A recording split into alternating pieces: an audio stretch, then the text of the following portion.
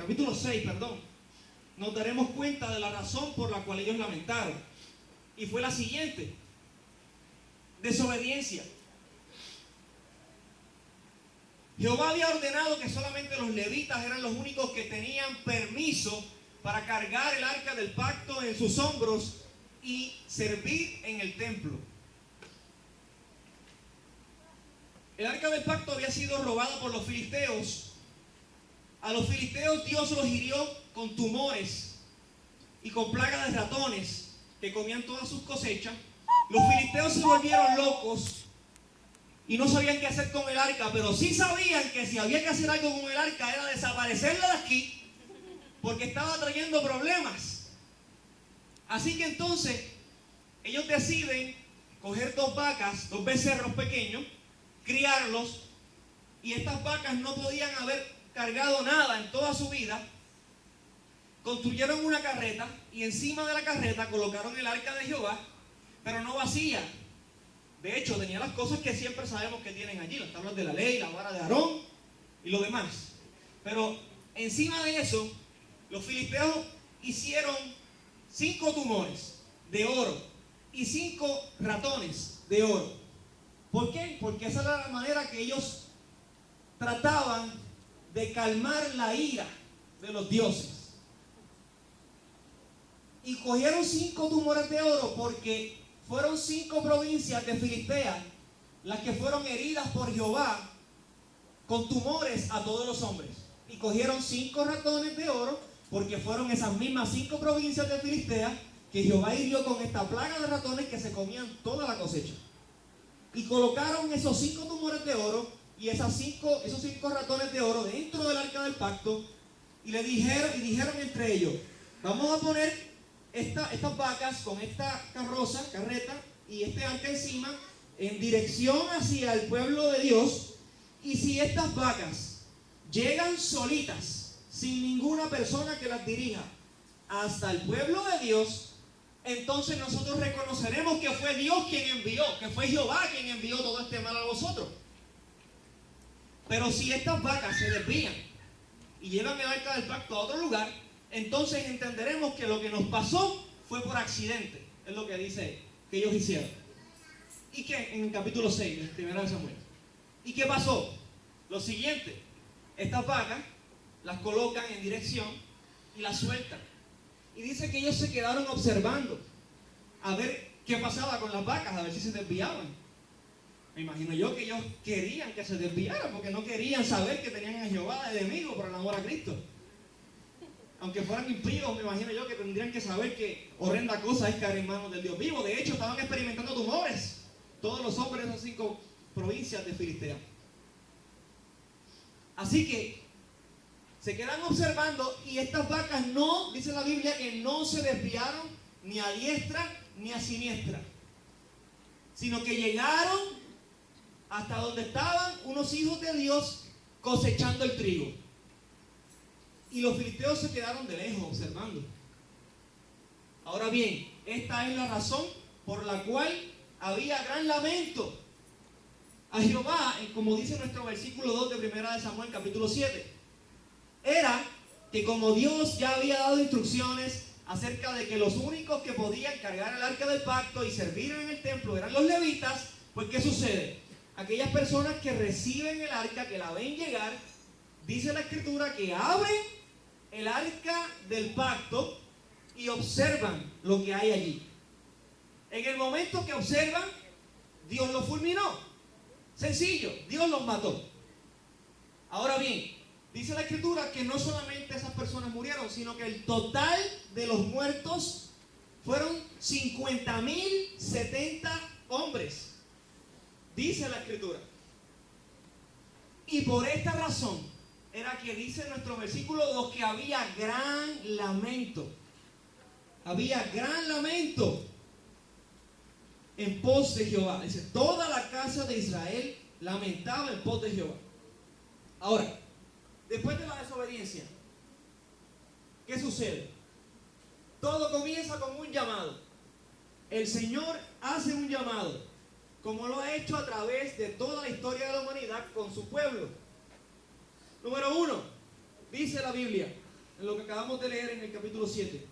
Jehová dijo, el profeta Samuel dijo, perdón, si de todo vuestro corazón os volvéis a Jehová, si quitad los dioses ajenos y a Astarot de entre vosotros, si preparad vuestro corazón a Jehová, y si solo a Él servid, entonces Él os librará de la mano de los filisteos. Dios siempre, siempre, siempre se sienta contigo y conmigo y nos pone las cartas sobre la mesa. Dios cada mañana toca la puerta de nuestro corazón para entrar a nuestra casa y sentar con nosotros en nuestras mesas y cenar con nosotros. Pero solo aquellos que le abren y se sientan a cenar con Él recibirán el pago de la obediencia, la cual es bendición. Cabe recordar que en la obediencia hay bendición, mientras que en la desobediencia hay maldición. Me estoy refiriendo a aquellas personas que somos ya pueblo de Dios. Aquellas personas que ya hemos recibido al Señor como nuestro Salvador, que Dios nos ha salvado, que Dios ha operado en nuestro corazón y nos ha quitado el corazón de piedra y ha puesto uno de carne conforme a su corazón, apto para que le busquemos y le obedezcamos. A estas personas el Señor toca a la puerta. Esto es lo que el Señor dice en el mensaje de las 7 iglesias en Apocalipsis. He aquí que toco la puerta y llamo. Toco la puerta y llamo. Y el que abre y me deja entrar, yo entraré y me sentaré a tu mesa y cenaré contigo y tú conmigo. Ahora bien, solo aquellos que escuchan el consejo de Jehová y lo hacen, reciben la bendición. Reciben el pago. Por falta de obediencia, es que hay muchos entre nosotros, tanto en esta iglesia como en el cuerpo de Cristo a nivel mundial, que el diablo no ha querido salir huyendo.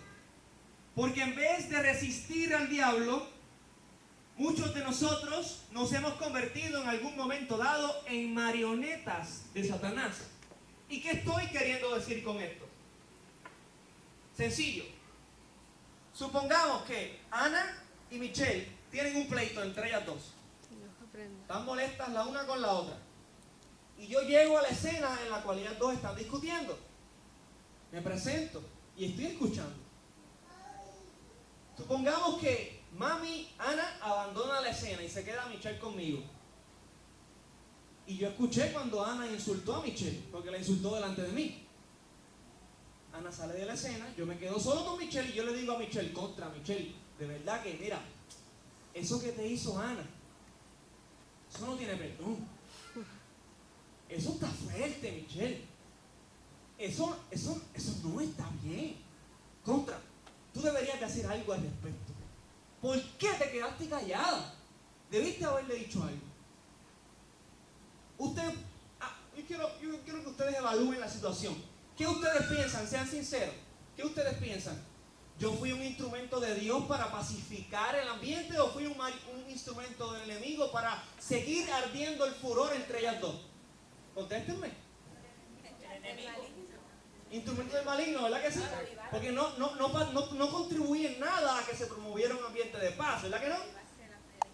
Por eso digo que muchas veces nos convertimos en marionetas de Satanás.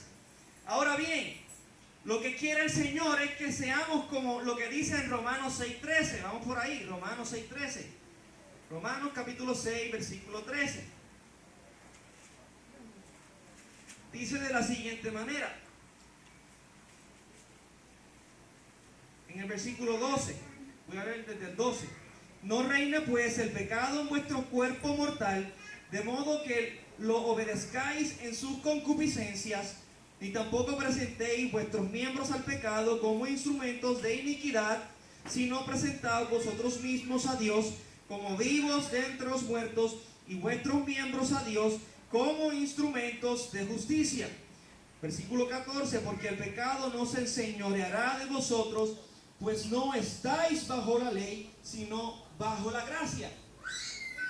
Si el Señor nos libertó del yugo del pecado y ya dejamos de ser esclavos del pecado y ahora somos esclavos de la gracia, esclavos de Jesucristo, siervos de Jesucristo, entonces ¿por qué muchas veces queremos seguir haciendo lo que antes solíamos hacer cuando éramos esclavos del pecado?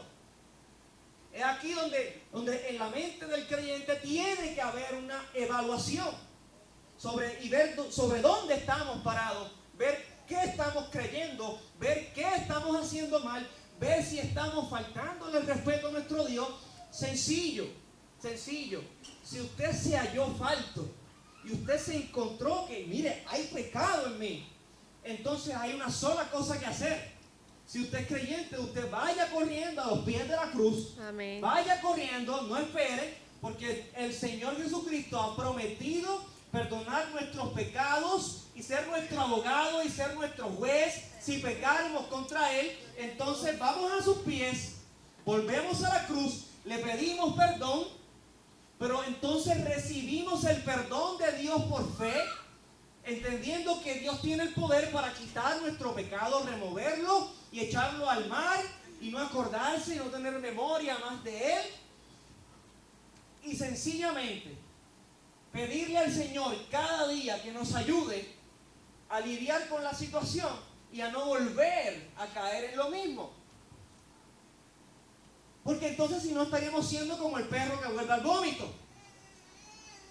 Tenemos entonces que evaluarnos y saber y entender lo que hemos hecho mal, como les digo, ir a los pies de Cristo, pedirle perdón, aceptar y recibir ese perdón por fe y seguir adelante. Si hemos ofendido a algún hermano, a alguna persona, entonces después de haberle pedido perdón al Señor, ir a donde la persona que ofendimos y también pedirle perdón. Amén. Si la persona no nos quiere perdonar, fine, eso es problema de la persona. Pero yo cumplí con obedecer al Señor. Amén. Que me está diciendo, estad en paz con todos los hombres mediante esté de tu parte.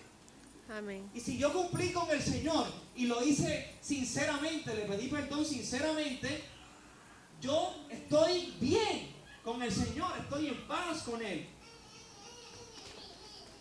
Ahora bien, si todo comienza con un llamado, entonces tiene que haber una reacción a ese llamado, la cual definitivamente tenemos que pensar que es la obediencia.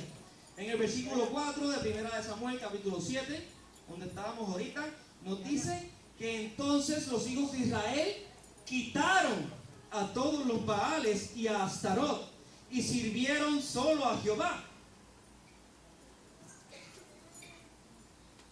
Si verdaderamente somos pueblo de Dios, tenemos que desarrollar una mentalidad de siervos. Amén. Y si no tenemos la mentalidad de siervo, podemos pedirle al Señor: Señor, forma en mí una mente de siervo, una mente de pertenencia a ti. Amén. Porque solamente entendiendo que eres siervo del Señor es que entonces podrás obedecerle. De lo contrario, mientras no pienses que eres siervo del Señor, te verás haciendo y deshaciendo cosas que no tienen nada que ver en la obediencia al Señor. Ahora bien, tienes que saber que fuiste creado para obedecer a Dios y no para contender con Él. En Job 40:42, si me acompañan ahí, Job 40:42.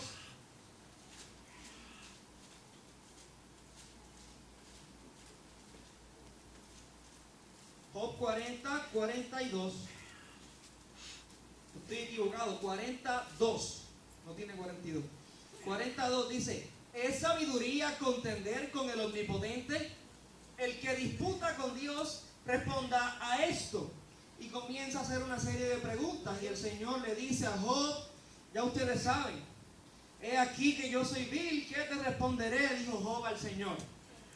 Pero el Señor comienza a hacerle una serie de preguntas a Job, y una de las cosas que le dice es: ¿dónde estabas tú, Job, cuando yo formé las estrellas, cuando yo le dije al sol que se formara y simplemente fue hecho? ¿Dónde estabas tú cuando yo detuve el orgullo de las olas del mar?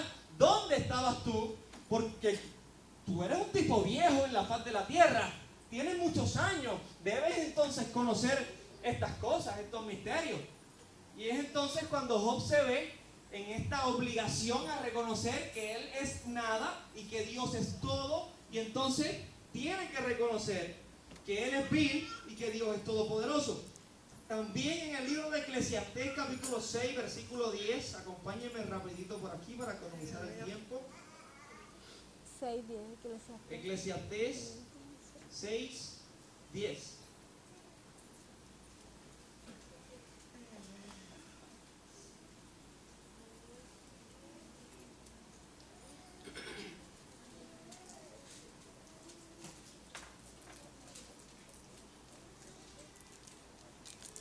traigo por aquí. Eclesiastés 6:10 dice, respecto de lo que es, ya ha mucho que tiene nombre, y se sabe que es hombre, y que no puede contender con aquel que es más poderoso que él.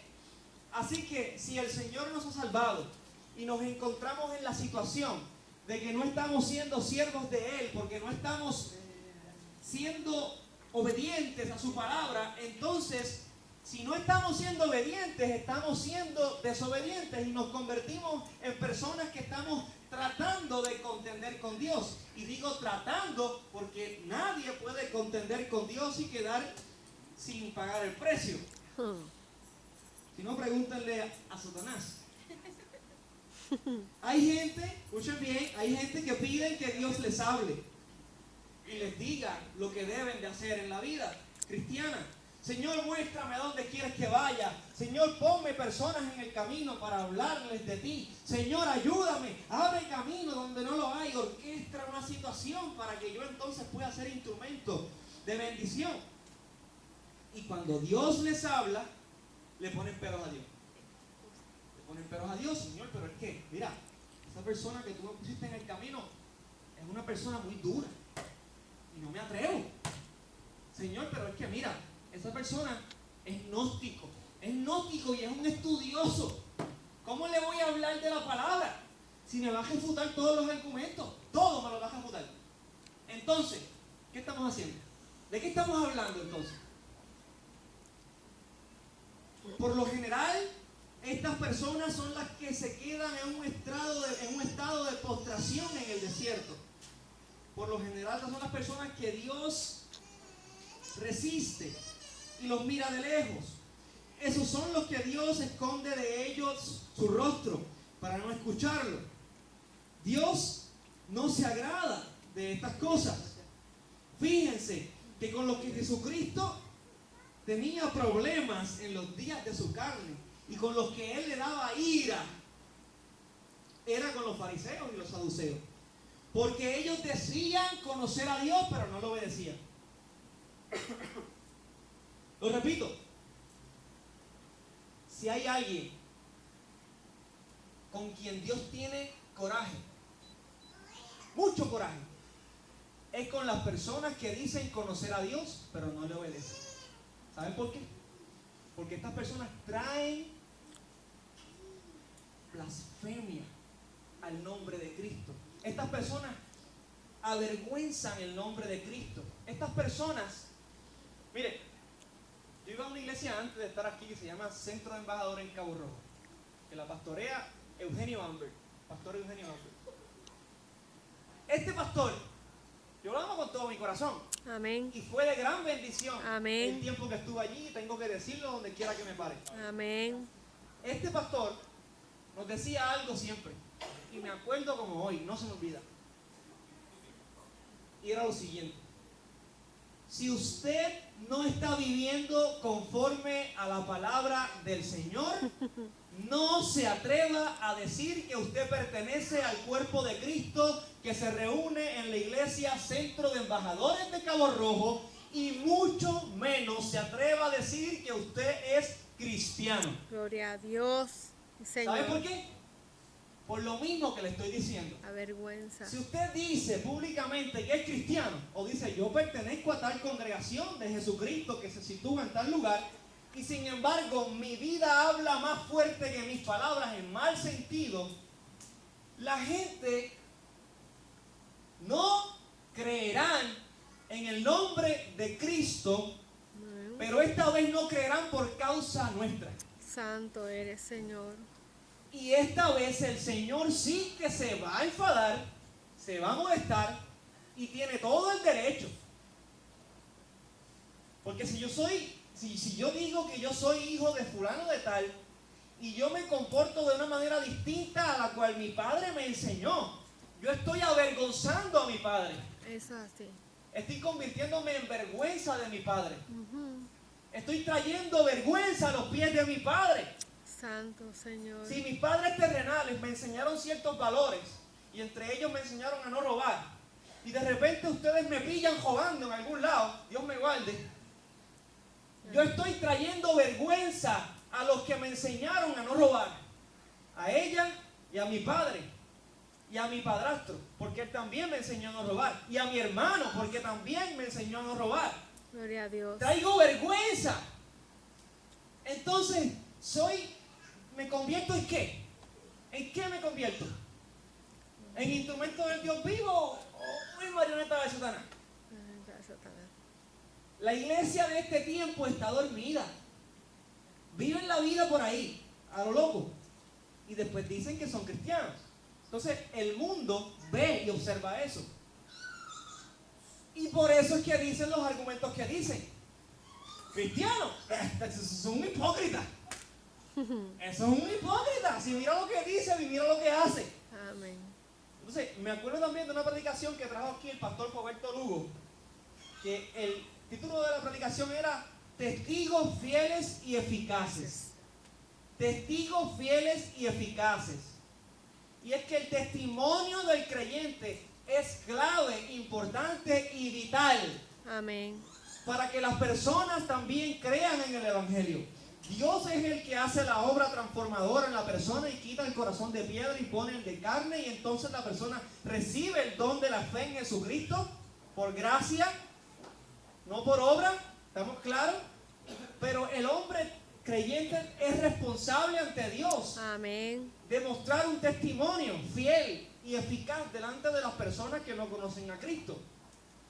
Hay una congruencia entre la responsabilidad del creyente de mantener un testimonio íntegro delante de los hombres y de Dios, y también hay una congruencia entre la doctrina de la predestinación y la soberanía de Dios. Gloria al Señor. Fíjense bien, por estas cosas es que Jesús se agradó de las prostitutas, de los ladrones y de los cobradores de impuestos, porque cuando recibían la instrucción y el consejo, le obedecían y reconocían que no había lugar para la jactancia y el orgullo, ya que entendían ellos que todo lo recibieron de Cristo. Aleluya. Y si lo recibieron, entonces no sirve para nada el gloriarse. Si vamos a Lucas capítulo 18, versículo 10, rapidito encontraremos aquella palabra del Señor Jesús cuando mostró aquella ilustración del fariseo contra el publicano. Lucas capítulo 18. Lucas 18. Lucas 18, versículo 10, para ser breve. Dice, 2 hombres subieron al templo a orar. Uno era fariseo y el otro era publicano. El fariseo, puesto en pie, oraba consigo mismo de esta manera: Dios, te doy gracias porque no soy como los otros hombres, ladrones, injustos, adúlteros, ni aun como este publicano que se encuentra al lado mío. Ayuno 2 veces a la semana, doy diezmos de todo lo que gano. Mas el publicano, estando lejos, no quería ni aún alzar los ojos al cielo, sino que se golpeaba el pecho diciendo: Dios, sé propicio de mí, pecador. Os digo, Jesús dice, os digo, que el publicano, descendió a su casa justificado, en otras palabras, bien parado con Dios, antes que el otro, porque cualquiera que se enaltece será humillado, y el que se humilla será enaltecido. Por eso es que nosotros podemos caernos para atrás dando aquí el diezmo y el comino, y al mismo tiempo ser más hipócritas que los fariseos del tiempo de Cristo.